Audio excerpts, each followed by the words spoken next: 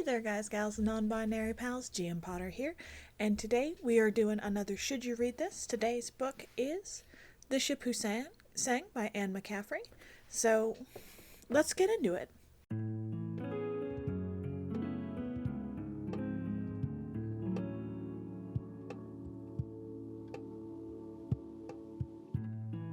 So this book came out in 1969, the year we made it to the moon, um, and I would say it hasn't exactly aged well.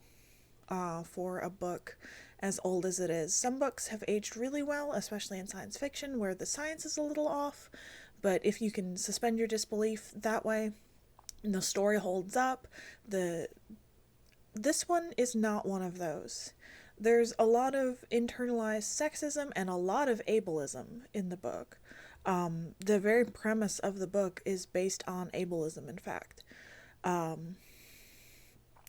the idea that children born with deformities or birth defects have to prove their usefulness and essentially be turned into starships to be contributing useful members of society is just, it's a little bit icky that the idea that you have to have a usefulness, that everybody has to contribute and this is what contributions look like. It just rubbed me the wrong way. It might be because I've been disabled in the past. I've had to use a wheelchair. I'm running up against that again now. I have to use a cane for balance and for support as I'm walking currently. And it just rubbed me the wrong way. There is another book in this series that came out I think in the 90s, called The Ship Who Searched, which takes the same concept, but it does it in a much better way. That one is co-authored by Mercedes Lackey. And I think having the co-author in there to say, hey, let's not do this, let's not do that, let's do it this way, makes a world of difference between the two books. So in The Ship Who Searched, she's an older child that develops neuropathy and develops problems later on, and it's her choice to become what they call a shell person, where they take the deformed body and they lock it inside a titanium shell, and put electrodes and things in the brain, and you're basically just a living brain that the body stops developing. And in that book, it's her choice to do it and to do something. Whereas in this, Helva, our ship, never gets the choice. She's looked at from birth as... The language is a little disturbing because it's... Essentially, she's a monster with how deformed she is, and I'm like, that... It's a baby. It's a baby. There's also some would-be sex scenes in the book, which are just, again, icky. I am not a prude by any stretch of the imagination. I love good smut. This was not good smut. This was...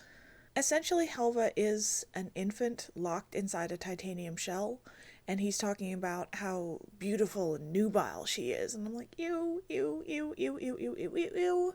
Her body never developed. She's still a baby in there, maybe a toddler. Like, that's just gross. That's really gross. I start all my reviews for the book with a 5-star, and then depending on how it's written, I take stars away. For the gross sexualityness, we drop down to a 4-star, and then for the ableism that's just all over the place, I drop it another star. And after that, there wasn't anything that was glaringly problematic with the book, so it stays at a 3-star. But I feel like it's not very well executed, which is the problem I have with a lot of Anne McCaffrey's sci-fi. She writes more fantasy and more sci-fi. I like her fantasies better, because she's not confined to the rules that you have.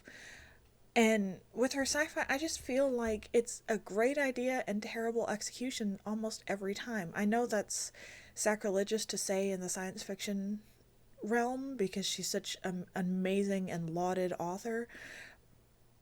But this one I did not like. It's been recommended to me many times over the years. I finally got my hands on a copy because it keeps falling in and out of print.